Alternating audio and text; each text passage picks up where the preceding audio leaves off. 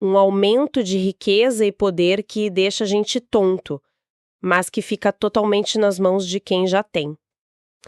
Sabe, quando a gente ouve uma frase assim, parece a fala de um crítico, né? Total. Alguém bem radical, talvez.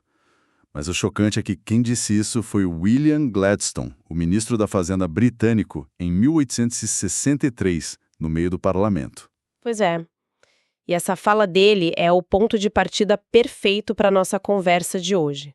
Ela resume uma contradição gigante daquela época. Exatamente. De um lado você tinha um boom econômico nunca visto. A Inglaterra bombando, indústrias, ferrovias. E do outro lado, Relatórios do próprio governo descrevendo uma miséria, uma pobreza profunda na classe trabalhadora. A pergunta é: como pode? Como essas duas coisas acontecem ao mesmo tempo? Essa é a grande questão. E para tentar entender isso, a gente mergulhou fundo no material. Denso, mas fascinante. É o capítulo 23 de uma obra de análise econômica muito famosa do século XIX. e o autor ali propõe uma coisa radical. Ele diz que não é coincidência. Pelo contrário, existe uma lei geral que liga uma coisa na outra.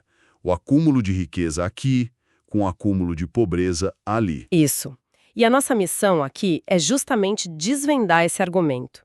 A gente vai começar pela teoria, pelo mecanismo que o texto propõe, e depois vamos para os exemplos práticos, que são chocantes. Principalmente os da Inglaterra e da Irlanda, né? Esses são brutais. É uma viagem a um período de transformação muito intensa. Ok, então vamos lá, vamos desempacotar essa teoria. O texto começa com um conceito que parece técnico, mas que é a chave de tudo, a tal da composição do capital. Em bom português, o que é isso? Olha, para simplificar, vamos imaginar que a gente vai abrir uma padaria. Para essa padaria funcionar, a gente precisa gastar dinheiro com duas coisas bem diferentes. Certo. Uma parte do dinheiro vai para as coisas, para as máquinas, o forno, a batedeira, a farinha, o aluguel. O texto chama isso de capital constante. São os meios de produção. Ok, as ferramentas, a matéria-prima. E a outra parte do dinheiro? A outra parte é para pagar as pessoas, o padeiro, o atendente, o pessoal da limpeza. Essa parte o texto chama de capital variável. É o dinheiro que vai para os salários, para a força de trabalho. Entendi.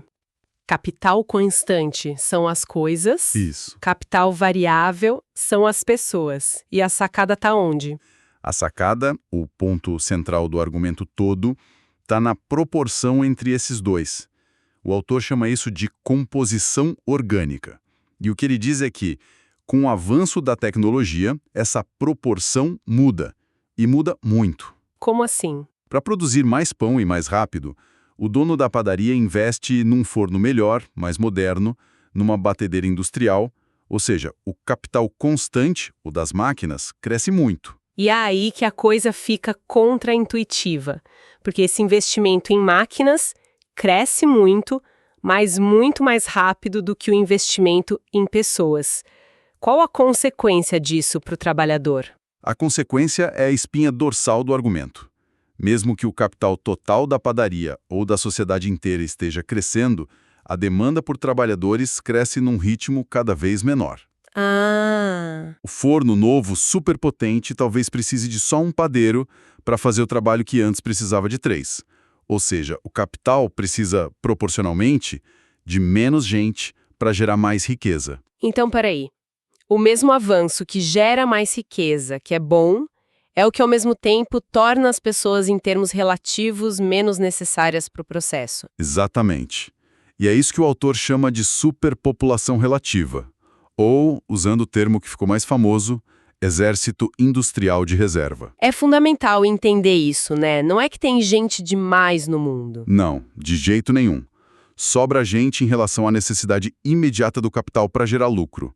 É uma sobra relativa, não absoluta. Mas isso parece um problema, um efeito colateral ruim.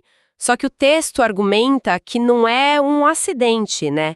Ele diz que é uma peça necessária para o sistema. Por que um sistema precisaria de desemprego? Olha, segundo o autor, precisa por duas razões bem estratégicas.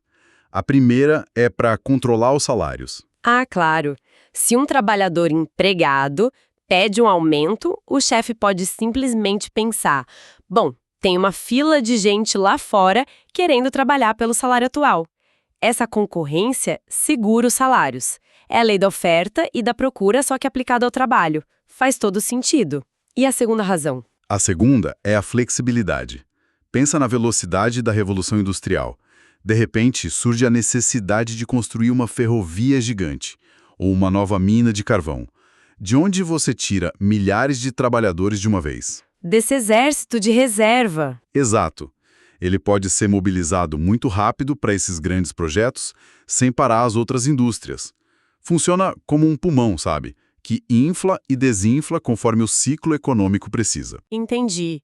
E não é um grupo único, né? O texto detalha que esse exército tem várias camadas, diferentes formas de existir. Isso, não é um bloco só. Primeiro, ele descreve a camada flutuante. Pensa nos trabalhadores das grandes cidades industriais da época. Eles são constantemente atraídos e repelidos. Tipo, uma fábrica contrata 100 hoje. E amanhã, com uma crise, demite 80. Eles vivem nessa instabilidade, nesse fluxo. Ok, esses são os urbanos. Mas e a população enorme que ainda vivia no campo? Aí entra a segunda camada, a latente. Essa é a população rural que, com a modernização da agricultura, um trator, uma colheitadeira, se torna excedente no campo. O êxodo rural. Basicamente. Um trator faz o trabalho de 10 homens. Os outros 9 vão para a cidade procurar qualquer coisa, engrossando as fileiras do exército de reserva. Eles estão ali latentes, prontos para serem usados. Certo. Flutuante e latente. Mas tem gente que fica num limbo, né? Nem dentro, nem fora. Essa é a terceira camada, a estagnada. É um grupo com trabalho super irregular. Pensa no trabalho doméstico. Costureiras que recebiam por peça, ou estivadores no porto, que só trabalhavam quando chegava navio. Salários baixíssimos, imagino. Os piores e as piores condições. Eles estão sempre na beirada, mas nunca conseguem algo estável. E por último tem o fundo do poço, a camada que o sistema praticamente descarta. Sim, o que o texto chama de pauperismo. É o peso morto do exército de reserva. Aqui entram os incapacitados para trabalhar, os mais velhos, doentes, órfãos e as vítimas da indústria. Nossa! Trabalhadores que perderam um braço numa máquina, por exemplo. O autor é bem duro. Ele diz que o pauperismo é o asilo para inválidos do exército ativo de trabalhadores. A teoria é muito forte, mas o que realmente me impactou no texto foi como ele fundamenta tudo isso com dados da Inglaterra, da época, ali entre 1846 e 1866. E o contraste que ele monta é brutal. De um lado, os números da riqueza são absurdos.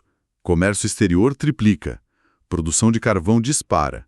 A renda dos ricos sobe tanto que o ministro Gladstone fica tonto, como você falou. A imagem do progresso total. Total. Mas aí o autor pega os relatórios oficiais do governo, de médicos, de inspetores, e a realidade que aparece é outra. E o que esses relatórios mostravam de mais, assim, chocante? 2 pontos se destacam: nutrição e moradia.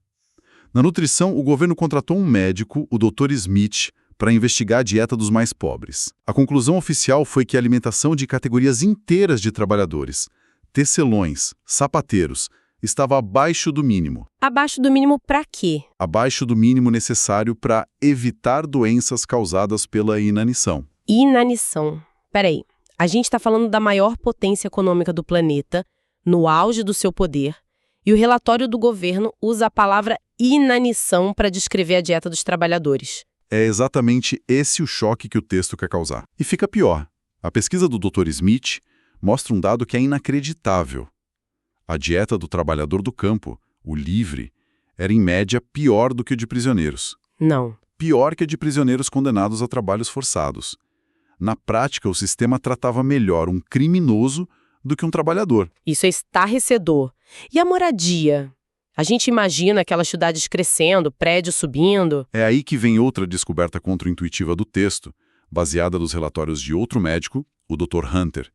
Ele descreve a superlotação em Londres, em Newcastle, com palavras como infernal, bestial. Imagino. Mas o ponto mais fascinante é quando ele analisa o efeito das melhorias urbanas. Melhorias? Como assim? Abertura de ruas? Exato. Abertura de grandes avenidas, construção de estações de trem, prédios para bancos. O progresso visível. A gente pensa que isso melhora a cidade para todo mundo, certo? Claro, é a primeira coisa que vem à mente. Urbanização é progresso. Mas pelo seu tom... Pois é. O texto argumenta que, para os mais pobres, foi o oposto. Cada vez que uma grande avenida era aberta, ela passava por cima dos bairros operários, os mais pobres. As casas eram demolidas, E as pessoas? eram despejadas, Despejadas. sem indenização, sem plano nenhum. E essa gente toda ia para onde? Iam se espremer em outros bairros pobres que ainda restavam. Tornando esses lugares ainda mais lotados. Exatamente. A superlotação piorava e os aluguéis subiam absurdamente. Ou seja, o progresso no centro de Londres significava, para a classe trabalhadora, ser empurrada para cortiços ainda piores, mais insalubres e mais caros. Nossa, o progresso de um era literalmente a desgraça do outro. De forma bem direta. Os exemplos da Inglaterra já são brutais, mas o texto guarda o caso mais extremo para o final, que é a Irlanda.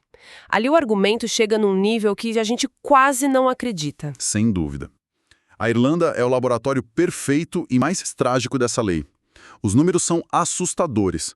A população da Irlanda cai de mais de 8 milhões em 1841 para uns 5 milhões e meio em 1861. Uma queda de quase 3 milhões de pessoas em 20 anos, por causa da grande fome e da imigração em massa, né? Isso. É um despovoamento em escala bíblica. E a lógica mais simples diria o quê? Bom, com muito menos gente competindo por trabalho e terra, a situação de quem ficou deveria ter melhorado. Menos oferta de mão de obra, salários maiores, certo. Seria o esperado. Mas o texto mostra que aconteceu o exato oposto.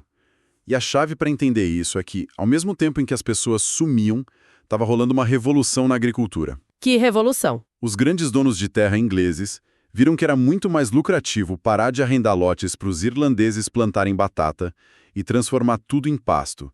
Pasto para criar gado e ovelhas para exportar para a Inglaterra. E para criar gado e ovelha, você precisa de muito menos gente do que para cultivar a terra. Infinitamente menos. Um pastor sozinho cuida de um rebanho numa área onde antes viviam e trabalhavam centenas de famílias. O resultado é perverso. Mesmo com a população do país em colapso, uma superpopulação relativa continuava sendo produzida. Nossa. Os camponeses que sobreviveram à fome eram expulsos das terras, que viravam pasto, e iam para cidades como Dublin, formando uma nova massa de miseráveis que jogava os salários lá para baixo. Então, a catástrofe humanitária não resolveu o problema do excesso de trabalhadores. O próprio sistema recriou o excesso. Exatamente.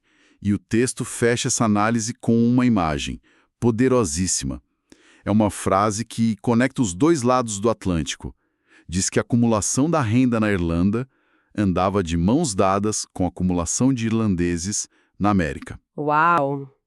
O irlandês expulso pela ovelha ressurge do outro lado do oceano. Isso.